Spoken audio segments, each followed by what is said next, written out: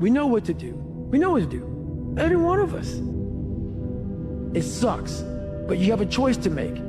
Do you want to sit down and go back to that guy you once were? No. So this is what it takes. You're going to have to understand that you will stumble. You will get knocked down. You will deal with adversity. You will get your face marred and scarred, and things will not go the way you want. There will be pushback. There will be conflict. That's life. It's a lot of things that you want to do, but you don't have the nerve to do. There's a lot of places that you want to go, but you don't have the nerve to go. There's a lot of opportunities that you want to take advantage of, but you don't have the nerve to go get it.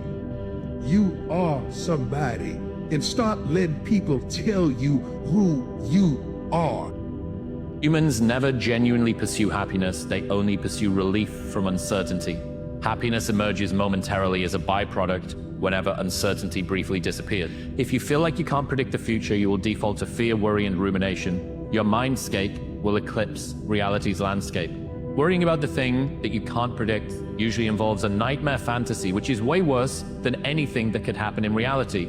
However, this imagined nightmare briefly collapses the chaos of the world into certainty, and this is how much humans hate not knowing what the future will hold.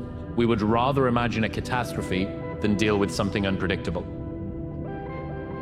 Why not you? You have the ability to change your life and take action and change the entire course of your life to do whatever you want. Don't save it for somebody else to do. Don't save your dreams for somebody else to do. Because why not you? Give me one good reason that it wouldn't be you. They're trapped in their own mind.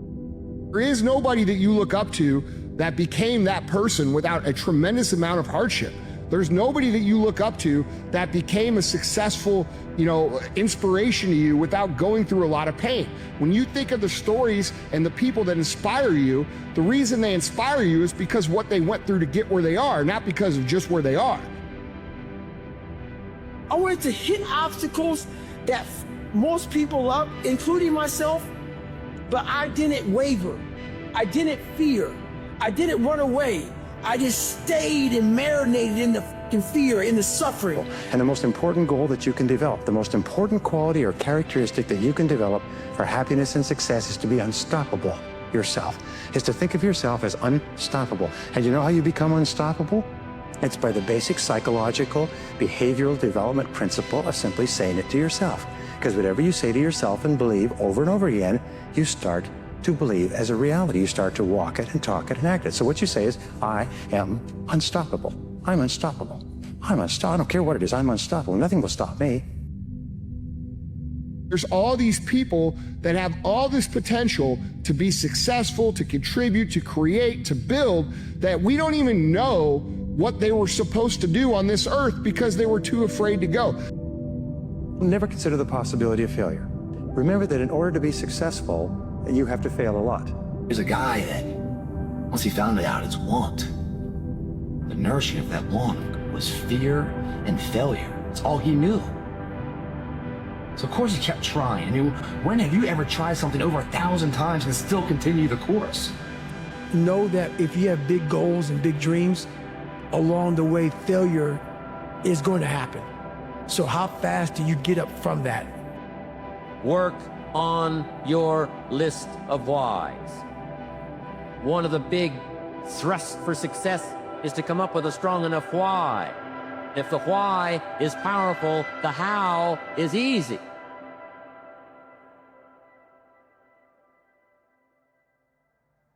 The most important conversation you will ever have is the one you have with yourself. So I slowly started changing that internal dialogue in my head. And that was where the power came from. The power came from, no one's helping me. No one's coming back to save me. No one's coming back to pull me to the finish line. This is on you. So I saw a lot of power in the fact that if I change this around, I did this. I changed this around. Secret to success, there's a system to success. And no matter what organization you become a part of, the system works if you work it. If you don't work it, it won't work. But it works if you work it. And that's one four-letter word that most people don't like.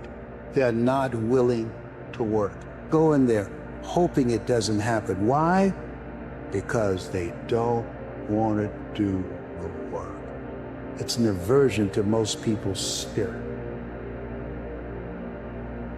Is that, we are more than what we're demonstrating, that we've been sold this lie, that people are taught through school, and the truth is everyone can do this too, and so much more applied towards creativity and focus and flow and problem solving and thinking and really to overcoming the biggest challenges of their life and maybe even the world. The challenge is we were taught a lie. We were taught a lie that somehow our intelligence, our potential, our learning, our memory somehow is fixed, or creativity is fixed, or thinking is fixed like our shoe size. This is about transcending. This is about ending the trance that we're not good enough, that we're not smart enough, that we're not this genius, and telling the truth. And the truth is we're faster and we're smarter than we think. And not just to be able to memorize things, but be able to really solve significant challenges. And maybe that these challenges that we're going through are the lessons that we need to learn the most. And then some people who learn those lessons feel compelled to be able to share that voice with other people. So it's not just one candle, we just can set things ablaze. You gotta rise up. You gotta make your dreams a reality and live a damn masterpiece. You know this. Now, here's the thing, couple things. You gotta make a decision. Listen to me. You gotta make a decision. What's the decision? What's the thing you came here for? Now we're at the moment. The clock is ticking. People say all the time, hey, life is short. Let me tell you something. Life can be long. You bury your dreams, you quit this, life gets long. See, time's relative. 2 minutes of you being with your sweetie, doing whatever you like to do with them, that can go by quick, right? What's about the last 2 minutes on a treadmill? Does that not seem like it goes by for like 4 hours, right? So if you're enjoying it, it's short. If it's painful, it's long. Life can be long. When you screw up your intrinsic motivation, what happened, right? When you're not living with passion, purpose, regular access to flow, all of the things that essentially the Art of Possible are about, the tools that I've worked breaking down. When you use them right, the result is Superman. When you use them wrong, or don't use them at all, if you're not using the organism the way the organism was designed to be used, the result is anxiety and depression. And we're in the middle of the largest anxiety and depression kind of epidemic in the history of the world. So it strikes me that there's a correlation here. Thought that I love, which says, you know who you are when no one's watching. Like what you do when no one's watching, that's who you are. You know when you're alone what you choose. And I think that really helps you overcome your ego, because when we reflect on ourselves when no one's around, that's when we're truly uncovering who we are. Are tired of feeling negative. You feel often that your own thoughts are the things that trip you up in life, that you wish that your mind were more positive. And what it means to be human is that your brain and your body want you to survive. Your brain and your body remember situations that scare the daylights out of you. Your brain and your body try to talk you out of anything that makes you feel risky. And your brain, given that it has been trained by situations in the past, and given that you allow it to worry all the time, you have a habit of doing it, if you're not careful and you're not deliberate, your brain will default to scary crap. That doesn't mean you're broken. It means that your brain is thinking something that's broken, and it's time for you to reset your mindset and pull it back. You're not going to succeed on a large scale until you face the threshold of control. And once you face it, you'll face it again and again, but it'll become an old friend because you'll keep growing. What's the threshold of control? It's where you get to the edge where you feel like you just can't do it. Like if I put a dot in the middle of life and I go, this is a problem. And if you have a comfort zone that says, it's within the things I know how to deal with, you'll handle it. But if this is the circle of what you can deal with and the problem is way out here, it feels out of control, like I don't know what to do. So what we have to do is we have to learn to take where our comfort zone is and expand it. And the only way that happens, quite frankly, in most cases, is you face a real challenge.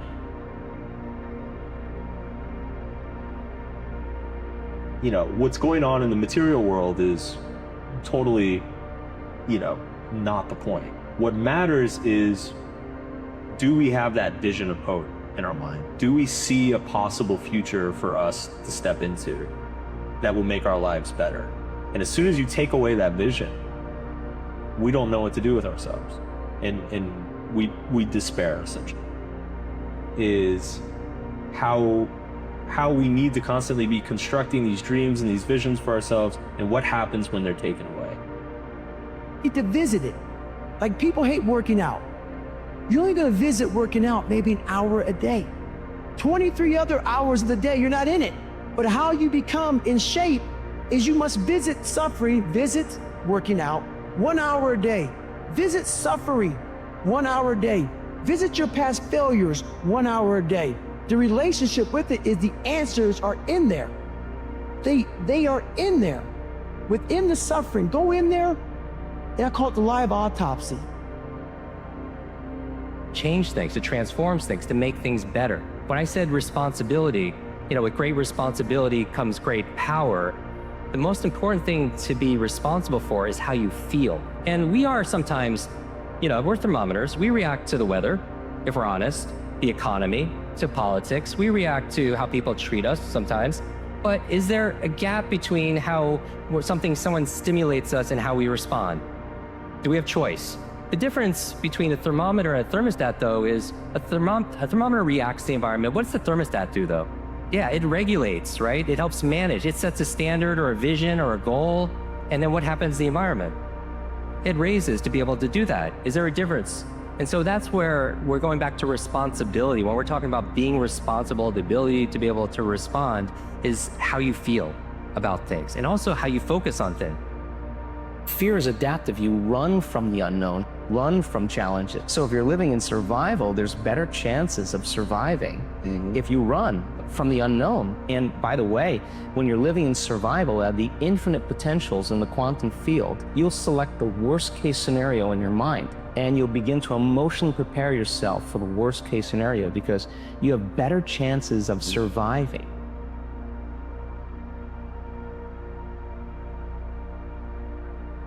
If you are fascinated, then that's an area where you're gonna ask yourself one very simple question. Do I want to become the best in the world at that thing? The most important thing that passion will do for you, which is it's gonna pull you through boredom, it's gonna pull you through the hard times, and that's why it's really gotta be something that you just are prepared to become great at. Because when you're prepared to become great, there's just these insane moments of boredom, repetition, and all of that. And if you have this burgeoning passion coming out of that, that's what's gonna give you the energy to get through it.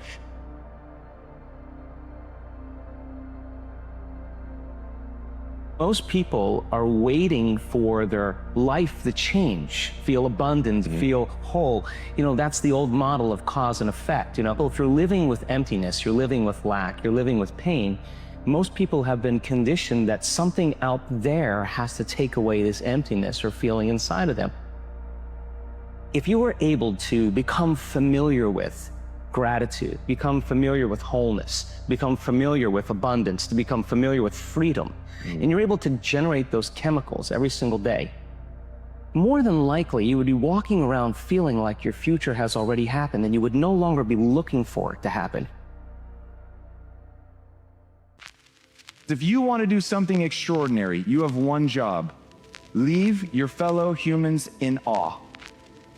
You probably don't think of your life in this manner, but I now invite you to think of your life in this manner. Your entire life has been nothing but an attempt to exert control over some part of your internal or external environment. You do not have control, you never had control, you never will have control. You only have the illusion of control. The thing that I find most interesting and the thing that I think a lot about is who are we sort of at our core? What are we? Are we changeable? Are we malleable? The whole nature versus nurture thing has really come to define my life. Is it doesn't matter who you are today. It certainly doesn't matter how you were born. The only thing that matters is who you want to become and the price you're willing to pay to get there. Legacy is planting seeds in a garden that you'll never see. The capacity to strengthen and increase your hunger is the one common denominator amongst the most successful people.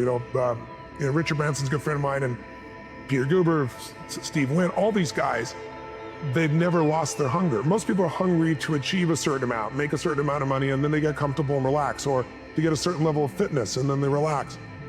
Hunger is the ultimate driver, because if you're hungry, you can get the strategy, you can get the answer. If you can't model it, you can find it. I would lay in bed for up to 4 hours a day, every single day, because I couldn't motivate myself to get out of bed. I didn't have a job, and the only thing that would get me out of bed, 15 years before I'm capable of building a billion-dollar company, the only thing that got me out of bed was shame, because I had one failed misunderstanding. I believed that my talent and intelligence were fixed traits.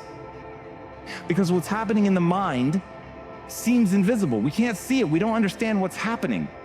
And so as shame was the only thing that would drag me out of bed, I didn't understand that the same thing I believed to be true of my body was true of my mind. What you build your self-esteem around matters. So what I want you to realize is thoughts are invisible waves. When you turn on TV, it takes invisible waves, and depending on the channel, you're gonna see a love story or an adventure or a drama or a comedy. So what I've tried to do in this Airy Beautiful state is simple. You start to feel the stress, you see it as thoughts going by, and then you focus on something to appreciate, enjoy, or love. Appreciation, love, and joy destroy suffering. You can't be grateful and angry simultaneously. It's possible. You can't be worried and fearful and grateful simultaneously. So I tell people gratitude is one of the emotions to cultivate that'll destroy the suffering. Stop trying to control your life. You can't do it. Think instead in terms of controlling the experience of your life. A lot of the time in your life, you have the ability to decide what you are going to experience. Mental chatter is an internal monologue that you have going on in your heads all the time. It begins right up when you get up in the morning, is with you throughout the day. Mental chatter has always been a part of your life. Most of the time we try to ignore it, we suppress it, we work around it, we try to live our life as best we can in spite of our mental chatter. That is a huge mistake. And the reason it's a huge mistake is because we build our lives with our mental chatter. We create the world that we live in with our mental chatter. We all think we live in a real world, but we don't. We live in a construct. We live in the matrix. And whether you realize it or not, each and every one of you has something that sits at the core of how you feel about yourself. And from that, your identity, your sense of self-worth, your self-esteem, it is all built around that thing. Now, when you think about my job as a parent, as an entrepreneur, as an athlete, as a speaker, as a whatever you want to be, you've got to get so good at that thing that when people see you do it, you make them experience the most potent human emotion, and that is awe. To get that good is a terrifying journey of self-discovery and confronting who you really are. Because you cannot make change until you acknowledge where you're actually at. The most important decision of your life is deciding whether you're truly committed to being happy no matter what. Because life is going to throw all kinds of curveballs at all of us. There's the one thing that's in common in this lifetime is extreme stress. But it's just true. Someone you're going to care about is going to die. Someone's going to take advantage financially if you're not careful. You're going to find yourself in a position the government might change the rules and you can't do what you're doing before. Somebody call, like I've gotten a call saying you got a tumor in your brain. Those days alter you. So the greatest gift you could give yourself besides making this life about love and making this life about giving, because to give you have to keep growing, is, I believe, to make that decision and say life is too short to suffer. We are all very good at shooting second arrows at ourselves. How many times have you laid yourself low? How many times have you berated yourself for taking some damn fool action in retrospect? How many times have you compared yourself unfavorably with someone else? We don't just shoot second arrows, we shoot third, fourth, fifth, sixth, and seventh arrows at ourselves. The important thing for you to note is the second arrow is always delivered by means of mental chatter. What you don't recognize is the stuff that you believe, which you have not subjected to the same scrutiny, is equally false, and that too will crumble. So the question to ask yourself is not, is this true or false, right or wrong, good or bad? The question to ask yourself is, does this model work for me in my life now better than what I am currently using? You get to build yourself in any direction you want, in any way, to become anything you want. There will be an extraordinary price to pay, but you can go in any direction. Now, I don't think that we're born blank slates, but we are so close to that. To worry about where your limits are is to miss how much you can improve. So focus on how much you can improve. There's an amazing quote by Alexander Solzhenitsyn, the author of the Gulag Archipelago. And what he said was, the line between good and evil runs through every human heart. The most important decision any human being has to make is whether they live in a friendly or a hostile universe. Decision. The most important decision anyone has to make, because neither of those two states is empirically true, but either will immediately appear true once you decide to believe it. That the secret to life is to get outside yourself and find the way to add value to others. There's nothing that's more fulfilling than doing something beyond yourself. I think one of the things that makes me proud to be a human being is human beings will do more for others that they care about than they'll ever do for themselves. And when you tap into that, you have more energy than anybody else, you have more joy, you have more excitement, because, as I always say, life supports whatever supports life. Motive matters.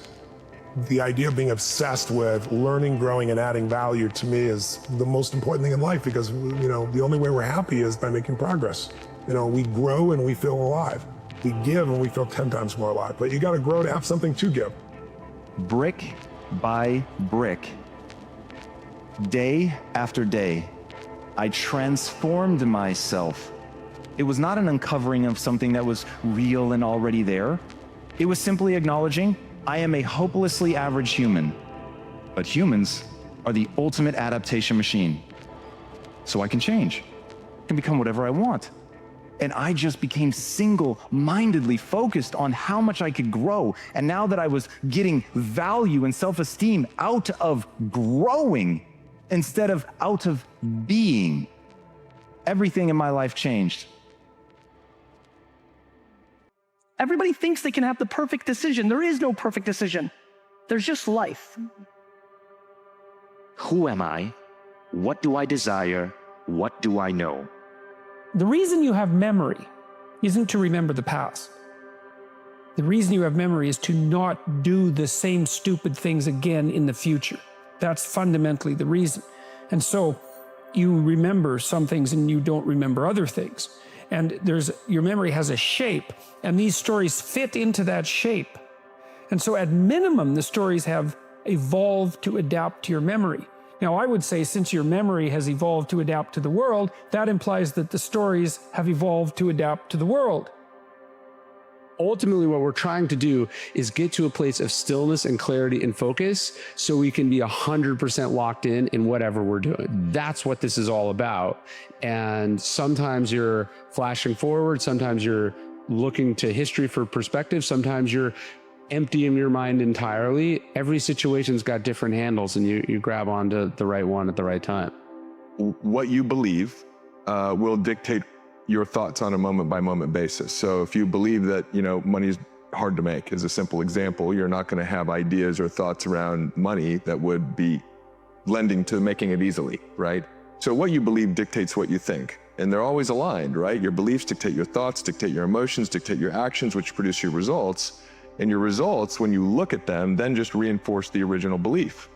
And so we're caught in that construct, right? But the linchpin is the belief system. So the question is, how do I actually change what I believe? If my beliefs really do dictate my destiny, right? Which is, I'm not the only person suggesting that. The question becomes, how do I change my beliefs? And in that is an inherent challenge, because by definition, beliefs are that which are true. What does being a victim get you? Nothing, absolutely nothing. So if you're getting nothing from one direction, why not turn around and go to the other direction? I mean, to me, it's really common sense, but you have to break down that, and you have to give people this understanding that it's okay to have had something happen to you. Like, you're not a bad person because of that. And it sounds crazy unless somebody's watching this who's gone through something. You know the guilt you feel and the things that you carry that you haven't told anyone because you're ashamed or all these things. That's okay. But continuing to allow it to affect you, that's on you. That's not on the abuser, that's not on the situation, that's on you. It's a choice you have to make of, I am no longer gonna let this happen. The world that we exist in is really a world that is happening cognitively in our minds based on beliefs, rituals, culture, social indoctrination, and what our mom and our dad and our media and our priest and our teachers and our preachers tell us to be, do, and think. That's the culturescape. But we don't see that, because like a fish swimming in water, we don't realize that the rules in which we live life are not necessarily true for everyone else. They're only true for us because of our conditioning. Now, the problem with this culturescape is that many people believe it's real, and thus they become a victim of the culturescape. The things that happen to them, a breakup, a business failure, being hospitalized, severely influence them. The world happens to them. See, great stories they're representations of patterns of adaptive behavior. The fact that a great story is true at multiple levels of analysis simultaneously. And truly great stories can be interpreted at multiple levels of analysis simultaneously. That's actually what gives them depth. So when you say a story is deep, well, here's a meaning. Oh, look, here's another. Oh, look, here's another one. And then the meanings often exist in parallel with one another. And great stories, and the really archetypal stories are like that. The story of Moses, for example, that's an archetypal story. The idea that people escape from tyranny, go through a crisis, spend time wandering in the desert, are moving towards a better place. It's like, that's the story of life. How we look at the world is, the world is objective, but how we look at it determines what we're going to be able to do to it. Epictetus says, it's not things that upset us, it's our opinions about things, right? And so realizing like, oh, okay, the world is objective. My opinion is what determines everything. And by opinion, he means judgments, right? The other, he says, it's not things that upset us, it's our judgment about things. So it's really maybe judgment's a better word than perspective. I would either be in a powerful state of being, states like joy, curiosity, excitement, calm, peace, passion, or I would be in a primal state of being, boredom, anger, frustration, some form of fear. I'm always in one of those two states, and I'm never in two states at one time. Those map beautifully to the sympathetic nervous system and the parasympathetic nervous system, right? So at any moment, we're either in fight or flight or we're in rest and relaxation. Through my journey, what I realized was the only cause of that switch to be flipped was my own thinking. The meaning that I was giving the experience. The experience itself wasn't dictating whether I was in a primal state or a powerful state, whether I was in sympathetic fight or flight or parasympathetic rest and restoration or relaxation. It was the meaning I was giving the experience. And so that meant that all of my personal suffering was within my own control. I needed to start controlling the meaning I was giving the experiences of life. Life can happen to you, or life can happen from you. And at this world, at this level, life is emerging from you. You are creating the world as you want to see it. You don't like the university system, you create Mind Valley U. You don't like the way mobile phones work? You create the iPhone. Now, it doesn't have to be something as big as that. It could be the way you hack your education. It could be the way you start your business. It could be the way you told your parents that you were not going to blindly follow their fundamentalist religious ideas, even though they had been part of your family for 300 years. You create your own rules. And this is when this great awakening starts happening. And I'm going to use this for everybody. Everybody's so crippled by decisions, but you never know how the other thing worked out. Let me give you an example. Let's say you don't go to college and you start this business and you were 100% right and it's huge and you're doing so great. What I'm saying is you're not going to know. So choose, live, and then if it works out, great. And if it doesn't, adjust. The simplicity of just knowing that you're not alone is really not simple. It's massive, because in those dark moments, you are alone. For the most part, you are physically alone. And so then it's not that hard to take it from a physical to a mental state of, I'm the only one being molested. I'm the only one being beaten. I'm the only one with alcoholic parents. I'm the only one with a mom and dad who hate each other. I'm the only one that lives in a really wealthy community, but everyone's lying to each other. Like, it's really simple for that to happen, but the reality is you're not. And when you're not alone, you have community. What does community give you? Safety, right? It all comes back to like being safe. And if I feel safe, then I have power, and then I can do something and control and all these different elements. The world as you see it is an artifact of a previously held point of view. Your eyes are always looking at the past. Everything we see in this room, as we get out of this room, as we go home, as we survive in the world, as we go to our jobs, it's looking at artifacts of the past. And at this level, the level of awakening, you come to see that. And so you're constantly thinking about how can you create a new world that suits how you want to live life. And so you know that thing about how thoughts create reality? At this point, it's true. And it's not the mumbo-jumbo version of your mind creating reality. Not that that's not real. Here your thoughts are actually creating reality because you are questioning the cognitive plane. You are questioning the rules and the assumptions and the cultures and the beliefs that we hold on to so tightly, thinking they are real. Many of these have hit their expiration date, but people still leave it in their fridge like sour milk. Now what you're doing is opening the refrigerator door, looking at what rules, what beliefs have hit that expiration date, and discarding it. And then creating your own stuff to put in that refrigerator. Believe that life is working in infinitely intelligent ways for our greatest growth, our greatest prosperity, our greatest evolution, that at any moment, it's a moment of perfection, right? That it is supposed to happen. And so in that we can live with acceptance, we can live with surrender. We may not actually see it in the moment how it's working for us, but we can choose to trust that it is if we want to. Of understanding that you're in control. You control your destiny. You can create what you want to create. You have gifts that nobody else on the planet has. You have talent. You have everything. Everything you need to become whatever you want is right here. And I don't care what the limitations are. Physical, mental, spiritual, I don't care. Everything is there for you. Go forth. Be a visionary.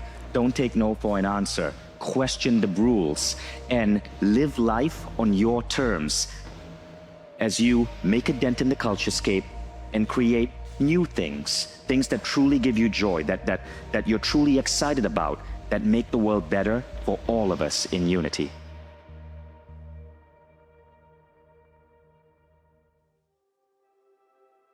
What's your why? Why do you wake up in the morning? Was that some of your best motivation might come wrapped in sandpaper.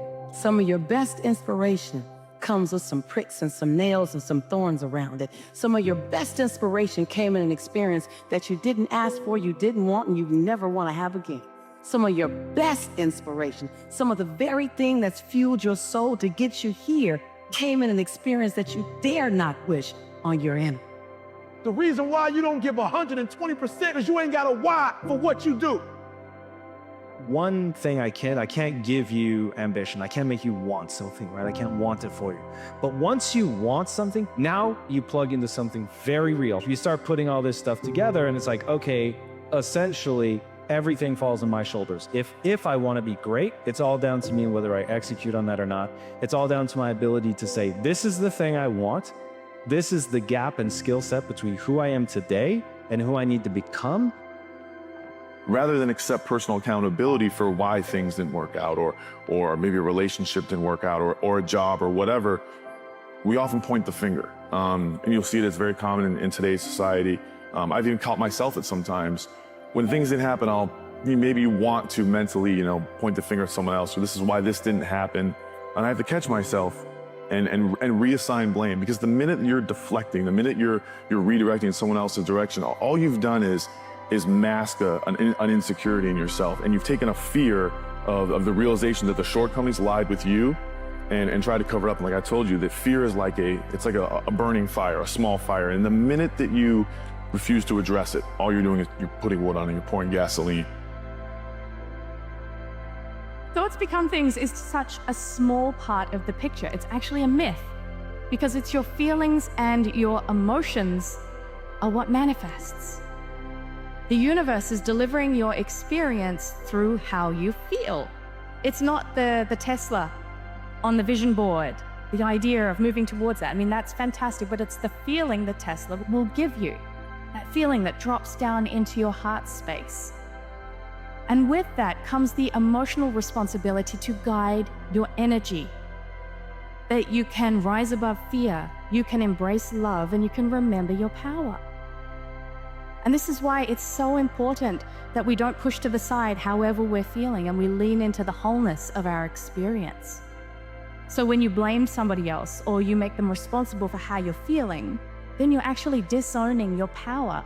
You're handing over your energy to somebody else. Really have to set your mind to acquiring a certain set of skills with all the efficiency in the world, that you can acquire those skills, first of all, that anything is possible as long as you set your mind to it. And that and this is probably the most important lesson that I learned, that what is working against you is your own mind. A good person will not take more from the table of life than they think they're worth or they think they deserve. And so you have this governor on your identity. So what happens is it's like a thermostat. Our lives get going. We start doing really well. If we're a 75 degreer and our life gets to 85 and 90 degrees, unconsciously we go, we don't know we're doing it. We start to cool life back down to get it back to where we're comfortable. The reverse is also true. When things start to go really bad and you're broke and you're struggling, you find a way to heat your life back up to what you think you're worth and you deserve. So the way we alter our life is, sure, we got to alter our behavior and our relationships and our circumstances, but the only way it's permanent is that we alter that governor, that thermostat, and we start to believe we're worth 85 degrees of life, 95 degrees of life, 110 degrees of life. And there's ways we can alter that. Say, are you willing to just jump?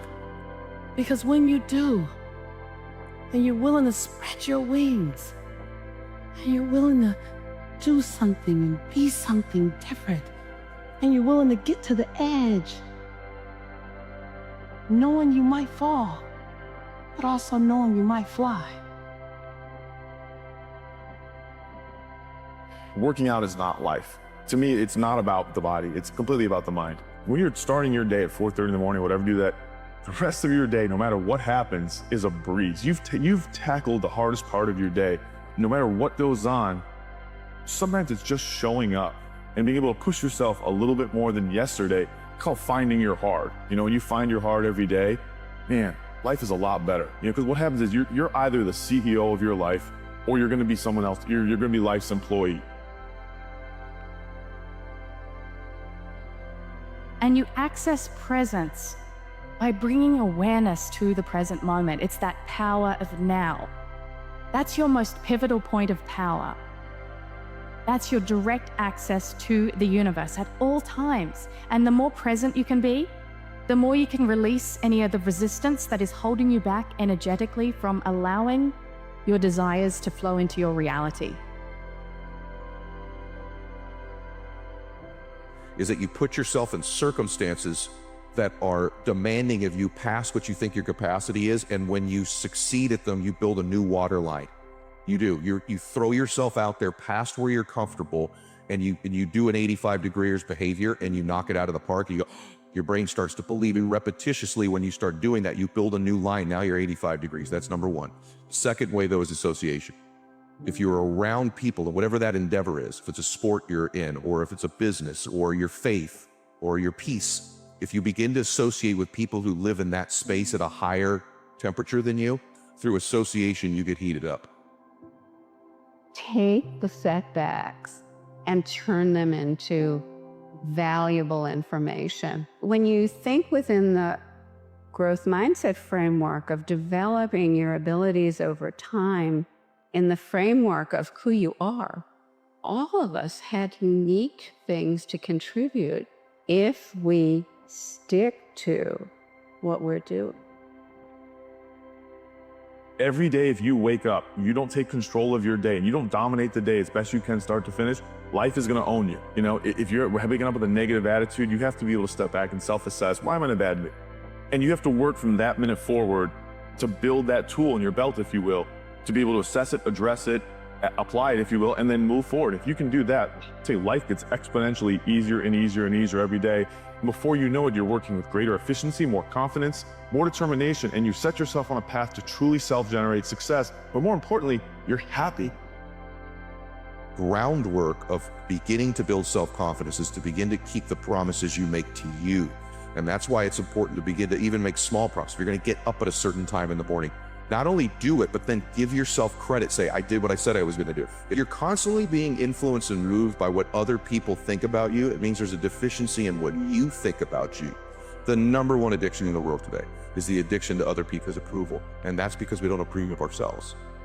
You don't have to allow yourself to be a victim, even if you've been victimized, right? Like, you can transcend that and you can look back and go, what could I have done differently? Oh my gosh, I could have done all these things. Awesome. I'm now in control again, right? Because being victimized is inevitable, but being a victim, that's a choice, right? It's like pain is inevitable, suffering is a choice.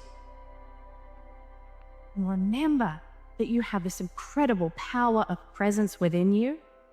Then you empower yourself to create anything it is in your life that you desire.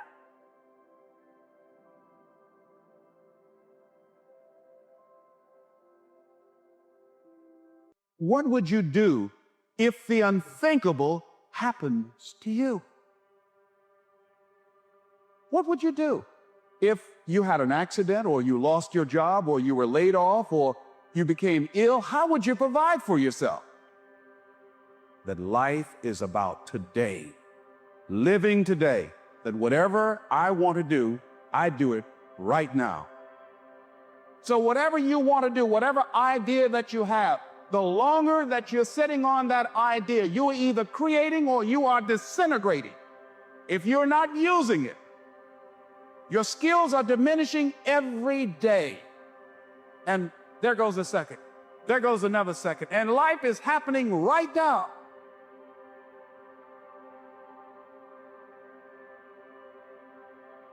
Well, maybe you're leaving out the meaning of life. That's what it looks like to me. It's like, here you are, suffering away. What makes it worthwhile? Rights? It's almost impossible to describe how bad an idea that is. Responsibility. That's what gives life meaning. It's like lift a load. Then you can tolerate yourself, right? Because look, you're useless, easily hurt, easily killed. Why should you have any self-respect? That's the story of the fall. Pick something up and carry it. Make it heavy enough so that you can think, yeah, well, useless as I am, at least I could move that from there to there. I made this person by diving into the insecurities that life gave me. Because now they're yours. They're yours to own. If you're not smart, call yourself dumb. It's okay, because you are. But take that now as you're putting yourself down. If you're fat, call yourself fat. I used to be 300 pounds. We want to talk so soft to ourselves. We're looking for that recovery day. And that recovery day is everything in your life. Everything in your life is a recovery day. We're looking for it. It's not coming. It's not coming. Everybody wants to get to a place. Very few are willing to sacrifice to get there. Everybody wants something, and very few people are executing to go there. The amount of people whose actions map to the ambition coming out of their mouth is very low. There is no shortcuts, there is no secret, there's no system or model self-care is saying, I want to be responsible for my future, meaning I want to give my body, give my mind, give myself what I need so that I'm playing the long game. That recognizing self-care is recognizing this is not a sprint. This life is a marathon. See, a lot of people allow fear to stop them from living their dream. Answer your calling. Whatever you're called to do, don't count yourself out. Don't say, I can't do that. Many of us go through life saying no, and you don't even know what you're saying no to. You don't know what you cannot do if you're not willing to challenge yourself.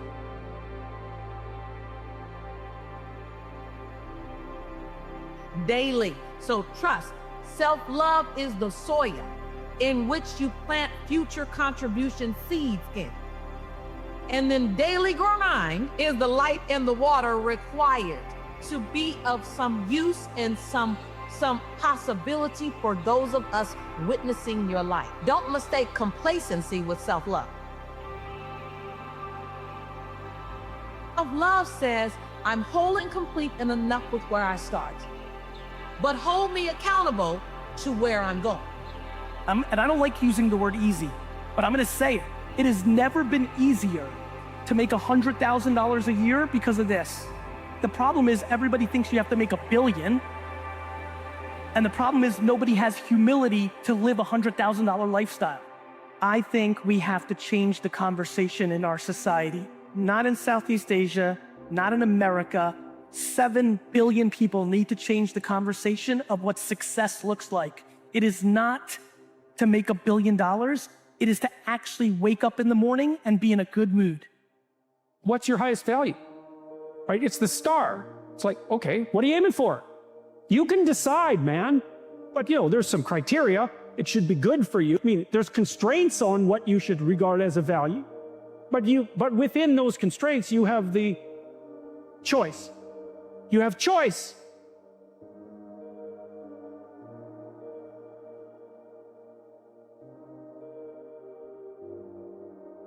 I don't care how you perceive David Goggins, because through my journey, I figured out the one piece I was missing. I thought it was cars. I thought it was women. I thought it was everything. The one piece I was missing was me having the courage to face myself. Awareness plus action equals transformation. Please don't skip that plus action part, because action is the antidote for despair. John Bias says, action is the antidote. Anything that's not working in your life, you have to be in some form of action. Actually thought about your life in a 50-year window or an 80-year window, you would slow down. Everybody wants to succeed so fast because they want to prove something to somebody else. You develop your gifts. Your gifts will take you places that you'll never begin to imagine. Life is suffering. Right. Indisputable. What do you do about that? You voluntarily accept it and then strive to overcome the suffering that's a consequence of that. Whenever hardness comes, and you don't know what it is, it may be different for you than it is for me, but you go back to your insecurities. And then when you go back to your insecurities, you then look for comfort within those insecurities. Man, let me just tell you, if my life just belonged to me and I knew it to be so, I wouldn't have done half the things I've done. With all the discomfort it brought me, all the Pyrrhic victories, all the time lost, I have had to surrender the chill time, the bubble bath time, the time that I've surrendered so that my life could be of contribution. Man, your life doesn't belong to you. Your life belongs to those people who are going to cross your path. The major key to your taking charge of your destiny is you. It's you. And even though you might not have all the things going for you that you would like, you have the power within you as you begin to develop your consciousness, as you hold the vision of what it is that you want to do, as you decide to answer this small voice within you. Because as you respond to this voice that's telling you you ought to do this, the way will come, ideas will come to you. you will begin to attract things you need and things that you don't even know that you need right now. We look for our wife or our husband. We look for comfort. It's in those moments you must retrain your mind to think differently in health. You have one job in your life for you, to make what you think about life true. You want to be right about the life you see. So you're going to work hard to produce the life that you talk about in your mind.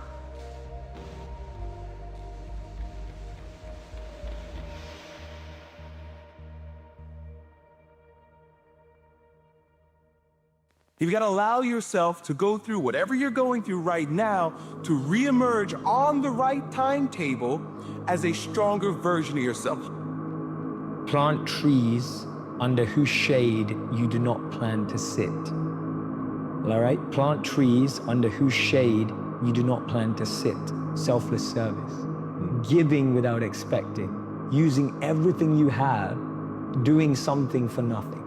Just being able to give. A real man doesn't need another man to tell him how to be a man. That's the furthest thing from the truth. There's no other way to learn how to be a man except through other men who have gone before. Because there's a difference between masculinity and manliness. Masculinity is raw. It's just the raw, masculine testosterone and other hormones coursing through our veins that determine that level of masculinity. Manliness, however, is taking it, refining it, and producing effective outcomes. Trying to get insight and see life as a puzzle, and your goal in life is to seek the adventures that piece the puzzle together. When you're coming out of these down spots, these dark spots, these slumps, you've got to allow the process to happen. Watch it unfold. You have to be prepared to take any and every opportunity that's presented to you. All right, nothing's just gonna happen. You know, everybody say it's all on you. It is all on you. There's other people that can educate you and help you, but you take these different experiences that you learn that stick with you. I mean, you may not remember a whole lot when you were 4 years old, but there's certain memories, there's certain things. You can use them to either harness you to greatness, or you can use them to kind of just keep you where you're at. So the Bhagavad Gita says that attachment and aversion are two sides of the same coin. So actually the ideal is the central balance, where you're able to talk to your parents, you're able to give them love, you're able to be grateful, but then again, you're still realizing that there's more impact you can have in the world than just making your parents happy. Steve Jobs said he didn't want to be the richest man in the graveyard. You know, do you want to be the richest man in the graveyard? I want to be the happiest man on the way to the graveyard. There's always a next level. Your definition of greatness and what you want to achieve could be totally different than somebody else's. You know, we always say, no one wants to be first, okay, because they're afraid of the consequences that come with doing something first. Because what it means to be a man, first of all, is somebody who takes accountability and responsibility for himself, and those he has an obligation for. If you don't start at a place where you have self-awareness, self-actualization, you have figured out what works for you, what your strengths are, how you want to be in an environment, when you walk out there, most of us just pretend to be someone else. So you're not the same version of yourself. You can't expect yourself to be who you were during the last cycle. It won't happen. You have new experiences, you're older, your physiology changes, but the ego, like you referred to, wants to attach to what was. You had a great year last year, but let it go because it's no longer. You're not that. So grinding and working hard and hustling is not what you optimize for. It's pain. Why would you optimize for pain? They want to see what real people do when real crap happens, when you're threatened, when you're at risk. How good could you be? And sometimes I think people, I more than think, I feel it, that they want to be touched by it. They want to be touched by it, that maybe it'll be absorbed by them. Maybe some of it'll go into their veins, that they could be better, that they could watch these noble warriors, and when they do it right, that's what they are. They could watch them and say, maybe I could be better. Maybe my choices could be better, stronger. Maybe I can make better decisions the next time instead of making a weak decision and screwing somebody. I love to say people with excuses are afraid to work hard. I love to say that. An excuse gives you a reason to stop working hard. And what we know about anyone ever worth writing an article about is that they worked until they dropped to the point of alienating people around them. And if you are a user of excuses, you'll never work that hard. Habits are the way that you embody an identity, right? So like each time you make your bed, you embody the identity of someone who's clean and organized. Each time you go to the gym, you embody the identity of someone who's fit. Each time you sit down to write, you embody the identity of a writer. So you can sort of think of it as like each behavior casts a vote for the type of person that you want to become. Your goal in business and in life on the important things is to make 3 mistakes per million transactions. And the only way you do that is by being a perfectionist in terms of double check. The truth is very concise. The words are very few. But people don't want to hear the truth because the truth hurts, okay? But you grow from pain. You really do. You can't know how to deal with success. You can't know how to deal with failures. You can't know how to deal with the bumps in the road that if you haven't had a taste of everything.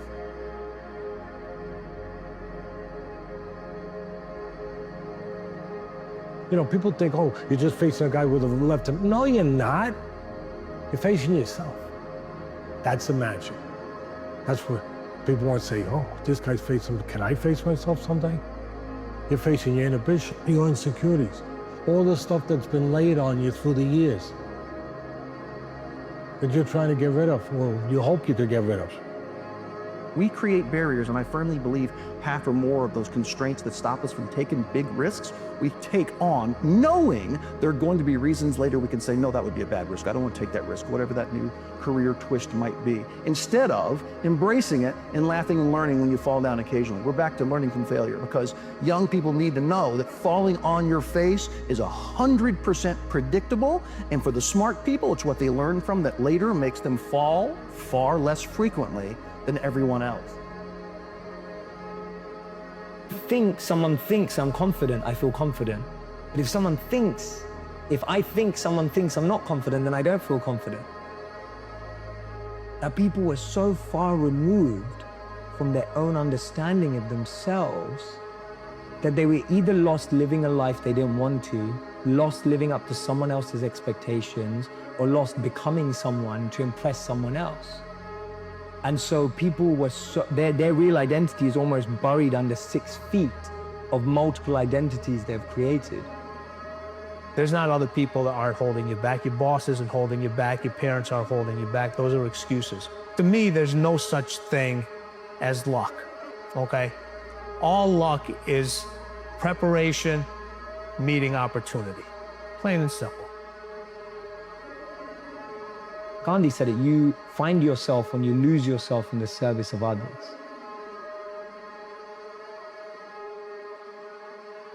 So if you're watching this and you feel lost, it's better to just sit down and be like, I'm lost. Because the day you admit you're lost is the day you allow yourself to be found by people who can give you a tip.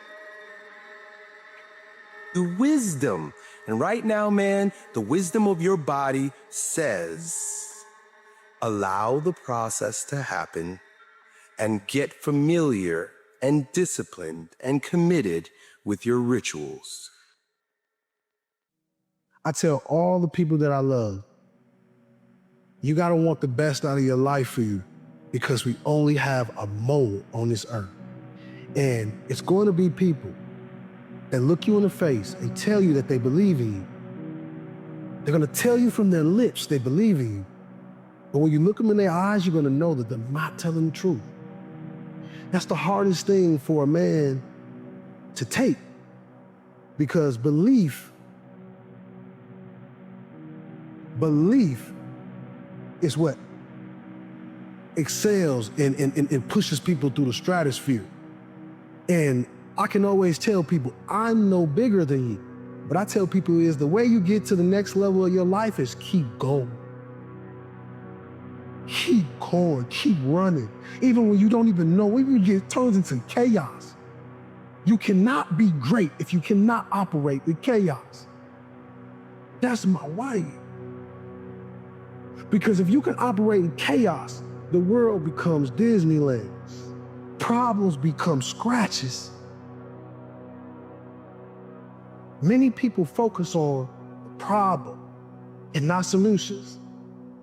We spend a split second, 15, 20 minutes tearing our body down, tearing our mind down over something that we can't control. Everybody talks about their faith, but do they really got faith? Do you got that halfway faith or do you got that whole way faith? Real motivation comes from the pain. It comes from the bottom. Building yourself begins with intention, clarity. You have to know who you want to become. You can't just show up in the gym of the mind and do random stuff any more than you can show up in the gym of the body and do random stuff and think that you're gonna end up on the stage competing for Mr. Olympia. Because until you know exactly in what way you are trying to serve people, you don't know what skills you need to acquire in order to lead people in awe so that you may become extraordinary.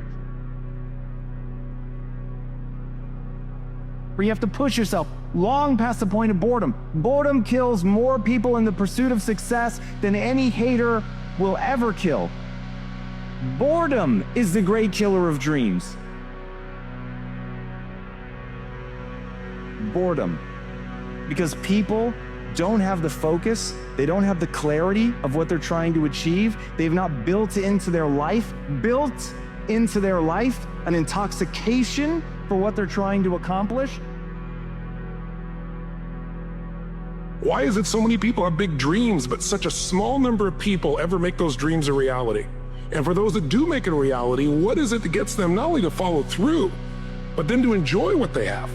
I don't know if you've ever had the experience of achieving something that you've always wanted and then afterwards thinking to yourself, is this all there is?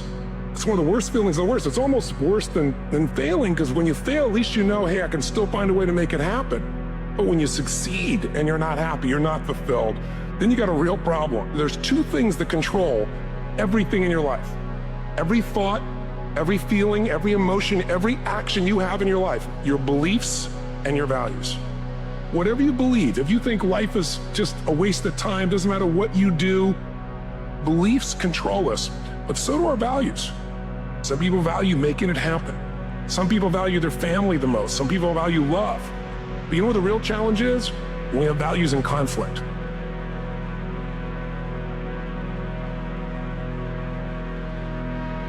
When we have conflicts between what we want and what we think we can have, or you have a goal of what you really want to make happen, but then you have this other belief inside that says, this damn stuff never does work. But then there's a time in which people begin to question. They begin to look at their life and they begin to say, is this really what I want? Have you found yourself with that at any time? And then they do one of two things. They either recommit and they go for another 7 years and they take it to another level, or they make a strategic decision that shifts the direction of their life. Either way, your decisions control your destiny. And if you don't choose, that's a choice as well. Some people just kind of stay in the middle in that lukewarm place, not sure what they really want. Maybe the question to ask is, where do I want my life to be today? And where am I really going? What is my destiny? What's gonna fill me up? What's gonna give me the meaning for my life? That's gonna give me joy in my life, not just achievement, but real enjoyment, a sense of meaning and aliveness. Every human being on this earth has their own journey. And when you don't focus on yours, you will not bring the great gifts and things that you were supposed to bring to the world. Like the best gift come from the bottom. Like only in the womb of a woman can a man breathe underwater. Like God leaves your gift at the bottom of the stairs, and it's up to you to climb up those stairs and get your gift. You get to build yourself in any direction you want, in any way, to become anything you want. There will be an extraordinary price to pay. But you can go in any direction. When I say you're immortal, you're not actually thinking you're immortal, but you're not conscious of your mortality. If you're not conscious of your mortality, somewhere you think you're immortal, isn't it?